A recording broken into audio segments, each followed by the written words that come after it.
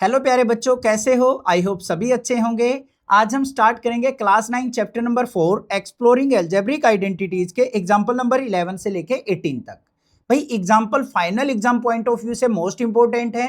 किसी भी चैप्टर के आपको स्किप नहीं करने हैं। सभी चैप्टर्स के एग्जाम्पल भी, एनसीईआरटी का सोल्यूशन भी आपको इसी चैनल पे मिल जाएगा और साथ में एक्स्ट्रा क्वेश्चंस भी आपको इसी चैनल पे करवाऊंगा, तो चैनल को जरूर सब्सक्राइब करके रखना। तो चलिए देखते हैं एग्जाम्पल नंबर 11 हमें क्या दे रखा है। हमें दे रखा है let us try two factor x square plus 11x plus 30 in a similar manner. हमें यहाँ पे एक एल्जेब्रिक एक्सप्रेशन दे रखा है जो कि क्वाड्रेटिक फॉर्म में है। क्या है? X square plus 11x plus 30। इसको हमें फैक्टराइज करना है बच्चों। तो इसको फैक्टराइज करने के लिए हम क्या करेंगे? सबसे पहला काम हमें क्या करना है, ऐसे दो नंबर ढूंढने हैं कि जिनकी अगर हम प्रोडक्ट करें तो कितना आ जाए? प्रोडक्ट हमारे पास 30 आ जाए और उन नंबर्स का सम करें तो हमारे पास कितना आ जाए? 11 आ जाए। तो बिल्कुल इजी है। एक तो देखो हम यहां पे सोच सकते हैं 10 और 3 ले लेते हैं। 10 और 3 की मल्टीप्लाई तो 30 आ गई, बट 10 और 3 का सम हमारा 11 नहीं होता है, तो ये दो नंबर हम नहीं लेंगे। तो और क्या ले सकते हैं? 6 और 5 ले सकते हैं। 6 5 जा 30 भी होता है, 6 5 का सम 11 भी होता है। तो ये दो नंबर बन गए हमारे। तो क्या आ गया यहाँ पे? X square plus 6x plus 5x plus 30। पहले टू टर्म से क्या कॉमन आ रहा है? हमारा x कॉमन आ रहा है, तो अंदर क्या बच गया? x प्लस 6 बच गया। फिर अगली दो टर्म में से क्या कॉमन आ रहा है? 5 कॉमन आ रहा है, तो अंदर क्या बच गया? x प्लस 6 बच गया। तो हमारे पास एक तो फैक्टर आ गया x प्लस 5 और दूसरा फैक्टर हमारे पास क्या आ गया बच्चों? x plus 6। तो ये हमारे पास क्या आ जाएगा? आंसर आ जाएगा। एग्जाम्पल नंबर 12 देखते हैं बच्चों क्या है। In order two factor x square minus 5x plus 6। हमारे पास यहाँ पे क्वाड्रेटिक इक्वेशन जो दे रखी है उसको अब फैक्टराइज करना है। तो फैक्टराइज करने के लिए हम क्या करेंगे? सिंपल सा काम है। X square minus 5x plus 6 हमें दे रखा है, तो हमें ऐसे दो नंबर ढूंढने हैं कि प्रोडक्ट करें तो हमारे पास कितना आ जाए? 6 आ जाए और उन नंबर्स का सम करें तो हमारे पास क्या आ जाए बच्चों? माइनस का 5 आ जाए। तो देखते हैं भाई वो नंबर क्या हो सकते हैं हमारे। 3 मल्टीप्लाई 2, 3 2 जा 6 भी होगा। 3 और 2 का सम माइनस 5 हो सकता है अगर दोनों के दोनों हम नेगेटिव ले ले। तो हमारे पास क्या बन गया number? X square minus 3x minus 2x plus 6। पहले दो टर्म से क्या कॉमन आ रहा है? x कॉमन आ रहा है, तो अंदर क्या बच गया? x minus 3। फिर हमारे पास क्या कॉमन आ रहा है? माइनस 2 कॉमन आ रहा है, अंदर क्या बच गया? x minus 3। तो हमारे पास एक तो फैक्टर आ गया x माइनस 2 और एक फैक्टर आ गया हमारे पास x माइनस 3। तो ये हमारे पास फाइनल आंसर हो गया बस। एग्जाम्पल नंबर 13 देखते हैं बच्चों क्या है। इंपॉर्टेंट एग्जाम्पल है। देखो क्या दे रखा है। What is the side of the cube whose volume is p cube plus 6p square cube plus 12p cube square plus 8q cube cubic units. हमें यहाँ पे क्यूब का वॉल्यूम एक एल्जेब्रिक एक्सप्रेशन की फॉर्म में दे रखा है और हमसे पूछा है कि इस क्यूब की साइड क्या होगी, ये हमें फाइंड आउट करना है। तो सबसे पहले एल्जेब्रिक एक्सप्रेशन देखो हमें किस फॉर्म में दे रखा है। P cube plus 6p square cube, फिर आगे दे रखा है प्लस में 12p क्यूब स्क्वायर और फिर हमारे पास है 8q क्यूब। अब इसको अगर ध्यान से देखोगे तो हमारे पास एक आइडेंटिटी नजर आती है a प्लस बी का क्यूब। उस जैसा ही हमें यहाँ पे एल्जेब्रिक एक्सप्रेशन दे रखा है। अब a प्लस बी का क्यूब क्या होता है बच्चों? a cube plus 3a square b plus 3ab square और प्लस में b क्यूब किसके इक्वल होता है? a प्लस बी का क्यूब। अब इस आइडेंटिटी से इसको मैच करते हुए ए और बी की वैल्यू फाइंड आउट कर लेते हैं। फर्स्ट टर्म से ए की वैल्यू निकलेगी, लास्ट टर्म से बी की वैल्यू निकलेगी। तो यहां पे पी क्यूब है तो इसको क्या लिख लेंगे? पी का क्यूब। लास्ट में 8 क्यू क्यूब दे रखा है तो 8 किसका क्यूब होता है? 2 का। तो यहां पे हम इसको क्या लिख लेंगे? 2q का क्यूब। लिख दिया भाई। अब बीच वाली टर्म्स को भी लिख देते हैं। 3 मल्टीप्लाई ए स्क्वायर है तो यहां पे पी स्क्वायर हो गया, बी की जगह हम क्या रख देंगे? 2q। फिर प्लस में 3ab स्क्वायर है तो 3 मल्टीप्लाई ए की जगह p और b की जगह हम क्या लिख देंगे? 2q का स्क्वायर। कर दिया फैक्टराइज। ये किसके इक्वल होगा? हमारा a प्लस बी के क्यूब के इक्वल होगा। तो a की वैल्यू क्या है यहाँ पे? p और b की वैल्यू क्या है हमारी? 2q। तो p प्लस 2q का क्यूब हो गया हमारा। क्लियर? अब यहां पे पावर 3 है तो हम इसको फैक्टराइज करके लिखना चाहें तो क्या हो गया? p plus 2q, p plus 2q और p प्लस 2q। अब हमें क्या फाइंड आउट करना था? Side of the cube find out करनी है। अब क्यूब की सारी साइड क्या होती है, इक्वल होती है, लेंथ ब्रेड्थ हाइट इक्वल होती है, तो यहां पे साइड ऑफ द क्यूब क्या हो जाएगी, एक फैक्टर को ले लेंगे, साइड ऑफ क्यूब वो क्या हो जाएगा, p प्लस 2q यूनिट। बस ये काम हो गया हमारा, ये आंसर आ गया। इस प्रकार से हमें क्वेश्चन को सोल्व आउट करना है। क्लियर हो गया ये भी। एग्जाम्पल नंबर 14 देखते हैं बच्चों, क्या है। Now consider the expression 8n³ minus 60n² plus 150nm² minus में 125m³। अब हमें यहां पे एल्जेब्रिक एक्सप्रेशन दे रखा है, इसके अंदर से हमें a और b की वैल्यू फाइंड आउट करनी है by using a minus b का क्यूब। तो सबसे पहले देखो यहां पे एक्सप्रेशन क्या दे रखा है, 8n³ माइनस 60n² प्लस में 150nm² और माइनस में 125m³। तो हमारे पास a माइनस बी का क्यूब क्या होता है बच्चों, a³ minus 3a² b plus 3ab² और यहां पे हमारे पास क्या आ जाएगा, माइनस में b³ इक्वल होगा हमारा किसके, a माइनस बी के क्यूब के। तो यहां पे फर्स्ट टर्म से a की वैल्यू निकाल लेंगे, लास्ट टर्म से b की वैल्यू निकाल लेंगे। a की वैल्यू क्या हो जाएगी, यहां पे 8 किसका क्यूब होता है, 2 का, तो 2n का क्यूब हो गया।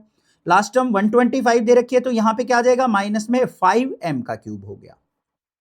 बीच वाली टर्म को भी लिख देते हैं, माइनस में 3 मल्टीप्लाई a² है तो मतलब 2n का स्क्वायर मल्टीप्लाई में b की वैल्यू 5m, फिर प्लस में 3ab² है तो 3 मल्टीप्लाई a की वैल्यू 2n और b की वैल्यू 5m का स्क्वायर रख दी।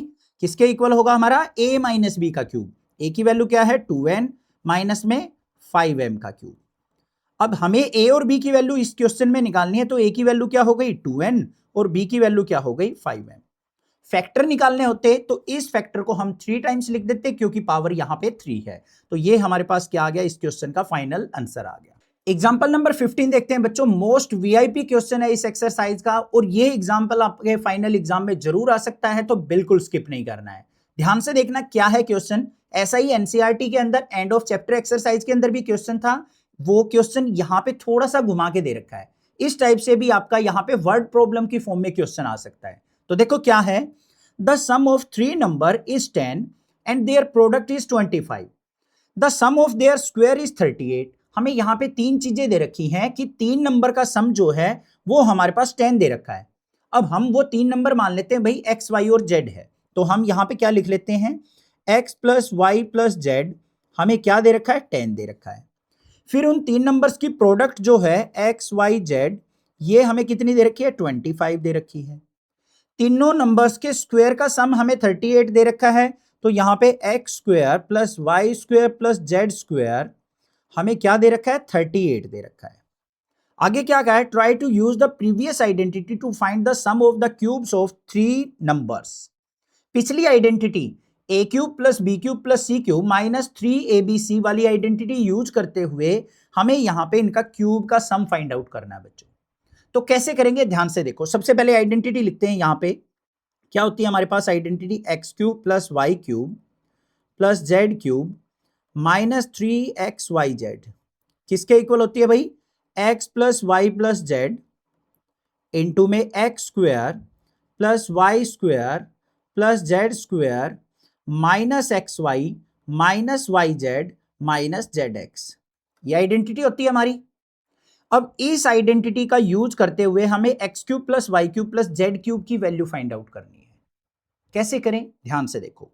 हमारे पास जो जो वैल्यू दे रखी है इनका हमें यूज करना है, तो यहां पे पुट करते चले जाओ, x³ plus y³ plus z³ minus में 3 मल्टीप्लाई xyz की वैल्यू क्या दे रखी है, 25 पुट कर दी यहां पे, equal to x plus Y plus z की वैल्यू क्या दे रखी है, 10, x² plus y² plus z² की वैल्यू क्या है, 38, माइनस में xy minus yz minus zx की वैल्यू हमें नहीं पता, वो हमें फाइंड आउट करनी पड़ेगी, तभी हम इस क्वेश्चन को आगे सोल्व आउट कर सकते हैं।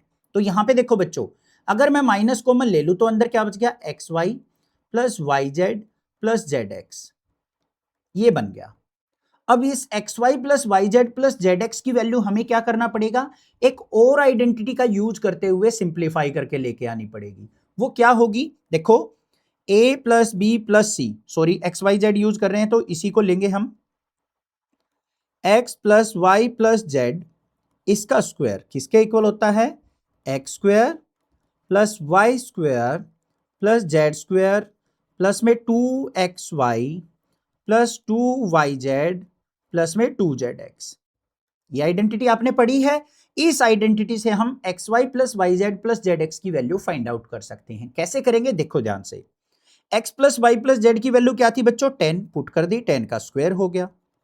X square plus y square plus z square की वैल्यू क्या थी? 38 पुट कर दी। यहां पे प्लस में 2 कॉमन ले लिया हमने, अंदर क्या बच गया? X y plus y z plus z x. Simplify कर लो इसको। 10 का स्क्वायर किया 100, 38 को इधर लेके आएंगे, -38 equal to 2 into x y plus y z plus z x. 100 में से 38 गया तो हमारे पास क्या आ गया बच्चों? 62। 2 को इधर लेके आएंगे, डिवाइड बाई 2 हो गया, equal to x y plus y z plus z x. 2 से इसको कट करेंगे तो कितनी वैल्यू आ गई? X y plus y z plus z x की 31। इसको इक्वेशन नंबर 1 मान लेते हैं। तो यहां पे क्या लिख देंगे? बाय यूजिंग इक्वेशन फर्स्ट क्या हो जाएगा? X cube plus Y cube plus Z cube, यहां पे माइनस में 25 3 जा 75 इक्वल टू, यहां पे 10 मल्टीप्लाई में 38 minus x y plus y z plus z x की वैल्यू क्या है बच्चों? 31। सिंप्लीफाई कर लेते हैं। X cube plus Y cube plus Z cube minus 75 equal to 38 minus 31 क्या हो गया बच्चों? 7। 7 की 10 से मल्टीप्लाई की 70।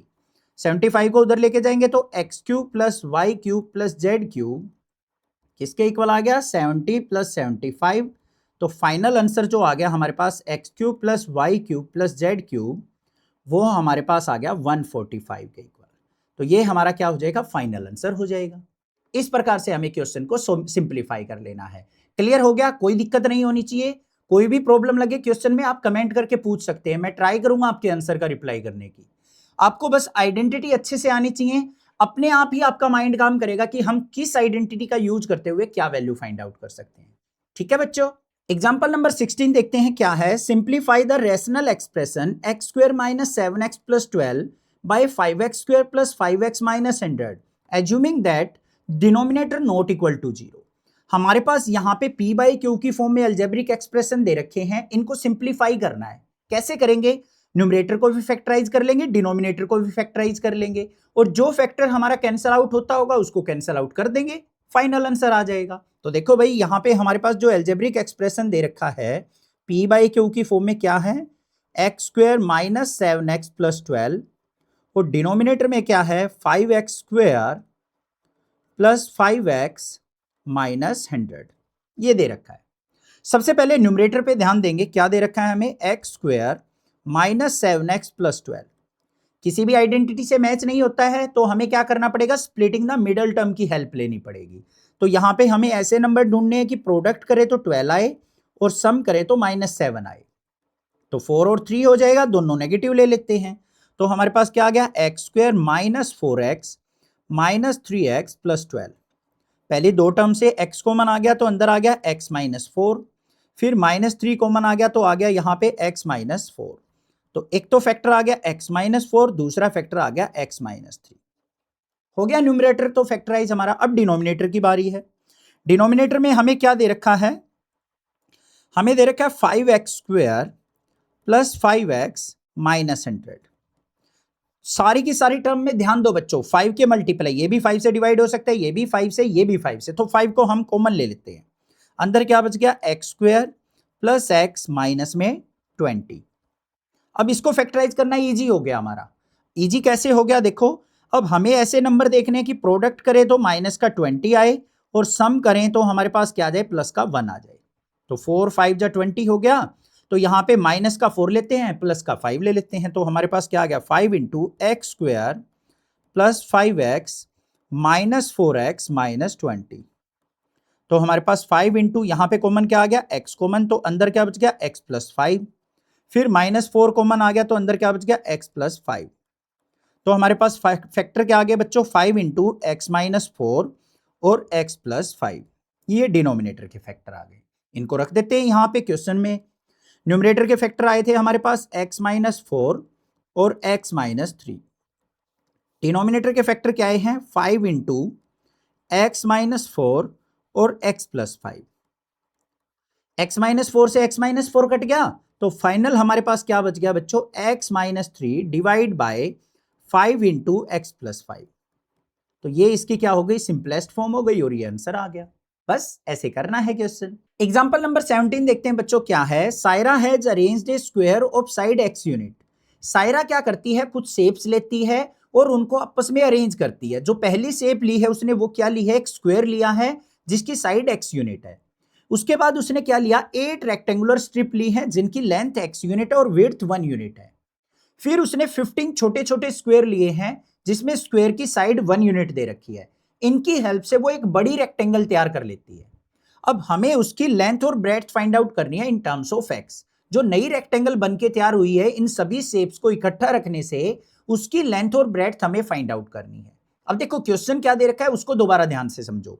सबसे पहले उसने क्या कह रखा है, एक्स यूनिट साइड का एक स्क्वायर है। ये मान लो हमारे पास क्या है, एक स्क्वायर है जिसकी साइड एक्स यूनिट दे रखी है। फिर हमारे पास क्या दे रखी है बच्चों, 8 रेक्टेंगुलर स्ट्रिप हैं। इस प्रकार से रेक्टेंगुलर स्ट्रिप हैं जिनकी लेंथ x यूनिट और विड्थ जो है 1 यूनिट है। ये 8 हैं, ये 1 थी, ये 8 हैं। फिर उसके बाद क्या कहा है, 15 जो हैं छोटे छोटे और स्क्वायर उसने लिए हैं जिनकी साइड क्या है, 1 यूनिट है। इन सभी को मिला के वो एक बड़ी रेक्टेंगल तैयार कर लेती है। ये हो गई। तो इसकी हमें लेंथ और ब्रेड्थ फाइंड आउट करनी है कि वो क्या होगी। ठीक है बच्चों, तो वो कैसे निकलेगा, सबसे पहले हमें क्या करना पड़ेगा, इन तीनों शेप्स का एरिया फाइंड आउट करना पड़ेगा और उस एरिया को हमें ऐड कर देना है और उसको फैक्टराइज करके हम यहां पे लेंथ और ब्रेड्थ फाइंड आउट कर सकते हैं। देखो कैसे करेंगे।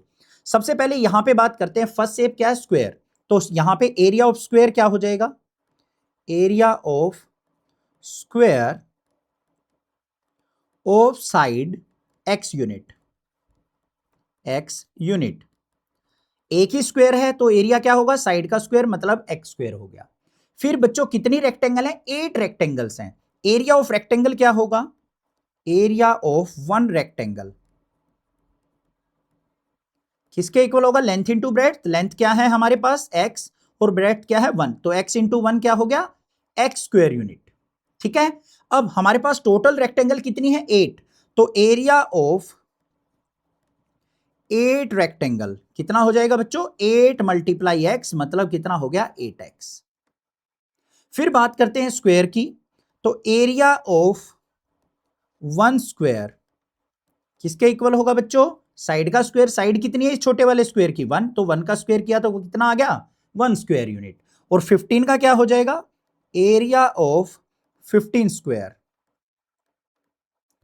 क्या हो जाएगा, 15 मल्टीप्लाई 1 तो कितना आ गया, 15 स्क्वायर यूनिट। अब टोटल एरिया क्या हो गया हमारा रेक्टेंगल का, टोटल एरिया ऑफ रेक्टेंगल, पहली जो थी हमारे पास शेप छोटा स्क्वायर, उसका एरिया क्या निकला था, एक्स स्क्वायर। 8 रेक्टेंगल्स का कितना है, 8x, और छोटे छोटे 15 स्क्वायर का कितना है, 15। तो हमारे पास टोटल एरिया ये हो गया, इस रेक्टेंगल का एरिया क्या आ गया, x square plus 8x plus 15। अब इसको फैक्टराइज करके हमें लेंथ और ब्रेड्थ फाइंड आउट करनी है। तो हमें क्या करना पड़ेगा भाई, ऐसे नंबर निकालने हैं कि प्रोडक्ट करें तो 15 आए और सम करें तो कितना आए, 8 आए। तो हमारे पास फैक्टर हो जाएंगे 3 मल्टीप्लाई 5। तो पुट कर देते हैं यहां पे x square plus 3x plus 5x plus 15। पहले 2 यूनिट से x कॉमन आ गया तो हमारे पास क्या आ गया, x प्लस 3। फिर 5 कॉमन आ गया तो अंदर क्या बच गया, x प्लस 3। तो एक तो फैक्टर आ गया बच्चों हमारे पास x प्लस 5 और दूसरा फैक्टर क्या आ गया, x प्लस 3। अब इसमें से एक फैक्टर हमारा लेंथ को रिप्रेजेंट करेगा, दूसरा फैक्टर उसी टाइम पे विड्थ को रिप्रेजेंट करेगा। आप किसी को लेंथ किसी को विड्थ ले सकते हो, आपकी मर्जी है। तो यहां पे हम लेंथ लिख देते हैं, लेंथ ऑफ रेक्टेंगल मान लो हमने x प्लस 5 माननी है, तो विड्थ जो हो जाएगी वो क्या हो जाएगी बच्चों, हमारी x प्लस 3 यूनिट हो जाएगी। अगर हम विड्थ को x प्लस 5 मानते हैं तो लेंथ हमारी x प्लस 3 हो जाएगी। ये हमारे पास क्या हो गया, आंसर आ गया। क्लियर है, कर लोगे, कोई दिक्कत नहीं है, क्वेश्चन समझ में आ गया। ठीक है, एग्जाम्पल नंबर 18 देखते हैं बच्चों क्या है। अच्छा क्वेश्चन है ये भी। A rectangular pool is such that its breadth is 4 metre less than its length and its area is 96 square metre. हमारे पास यहाँ पे एक रेक्टेंगुलर पूल दे रखा है बच्चों, ये हमने रेक्टेंगुलर पूल बना लिया। इसके अंदर हमें क्या दे रखा है, its breadth is 4 metre less than its length.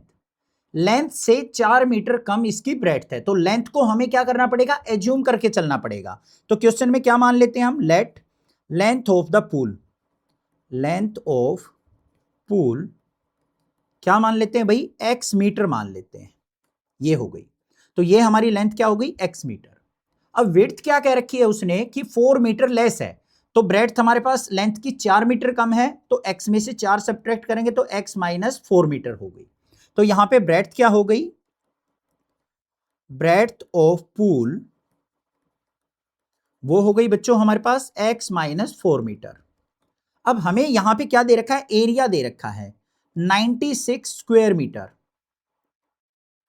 ठीक है। तो एरिया फाइंड आउट कर लेते हैं हम, एरिया ऑफ पूल किसके इक्वल होगा, लेंथ मल्टीप्लाई ब्रेड्थ के,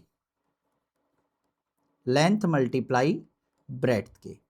तो लेंथ हमारे पास यहां पे क्या है x, और ब्रेड्थ क्या है बच्चों x माइनस 4, और एरिया दे कितना रखा है 96, तो एरिया ऑफ पूल हम यहां पे पुट कर देते हैं 96। तो हमारे पास क्या आ गया 96 इक्वल टू एक्स की x से मल्टीप्लाई एक्स स्क्वायर, x की माइनस 4 से मल्टीप्लाई माइनस का 4x, 96 को राइट साइड लेके जाएंगे तो इक्वेशन क्या आ गई, x square minus 4x minus 96। ये हमारे पास एक क्वाड्रेटिक इक्वेशन बन गई बच्चों। अब इसके अंदर से हमें x की वैल्यू फाइंड आउट करनी है, तभी हम लेंथ ब्रेड्थ फाइंड आउट कर सकते हैं। तो क्या करना पड़ेगा, हमें इसको फैक्टराइज करना पड़ेगा। तो हमें ऐसे दो नंबर ढूंढने हैं कि प्रोडक्ट करें तो माइनस 96 आ जाए और सम करें तो माइनस का 4 आ जाए। बिल्कुल ईजी है, 12 8 जा, 12 और 8 की मल्टीप्लाई कर लो, माइनस का 12 ले लो प्लस का 8 ले लो, माइनस 12 8 जा माइनस 96, माइनस 12 में से 8 गया तो माइनस 4 आ जाएगा। तो हमारे पास यहां पे वैल्यू क्या आ गई, x square minus 12x plus 8x minus 96 equal to 0। तो पहली दो टर्म में से कॉमन क्या आ गया, x, अंदर बच गया x माइनस 12, फिर हमारे पास प्लस का 8 कॉमन आ गया, अंदर बच गया x माइनस 12 इक्वल टू 0। तो एक तो फैक्टर आ गया बच्चों x प्लस 8 और दूसरा फैक्टर क्या आ गया, x माइनस 12। अब इन दोनों को इक्वल टू 0 पुट करते हैं, तो यहां पे x प्लस 8 इक्वल टू 0 किया तो x की वैल्यू क्या आ गई, माइनस 8। फिर x माइनस 12 को इक्वल टू 0 पुट किया तो x की वैल्यू क्या आ गई, 12। अब x क्या है, हमारी लेंथ ऑफ द रेक्टेंगल। क्या लेंथ कभी नेगेटिव हो सकती है, नहीं हो सकती, तो इस वाली वैल्यू को हम क्या कर देंगे, रिजेक्ट कर देंगे या नेग्लेक्ट कर देंगे, छोड़ देंगे। तो हमारी लेंथ क्या हो जाएगी, 12। तो यहां पे लिख लेंगे लेंथ ऑफ पूल वो क्या हो गई भाई, 12 मीटर, और ब्रेड्थ जो हो जाएगी वो क्या हो जाएगी, ब्रेड्थ ऑफ पूल किसके इक्वल थी बच्चों, x माइनस 4 के। तो यहां पे 12 माइनस 4 करेंगे तो कितना आ गया हमारे पास, 8 मीटर। तो ये हमारे पास ब्रेड्थ आ गई। समझ में आ गया लेंथ और ब्रेड्थ किस तरीके से हमें फाइंड आउट करनी है। क्लियर हो गए सारे एग्जांपल, अच्छे से कर लोगे। कोई प्रॉब्लम लगे आप मुझे पूछ सकते हैं, अदरवाइज चैनल को सब्सक्राइब कीजिए, वीडियो को लाइक कीजिए और एक प्यारा सा कमेंट कीजिए और अपने फ्रेंड्स में वीडियो जरूर शेयर कर दीजिए। Thank you students for watching this video.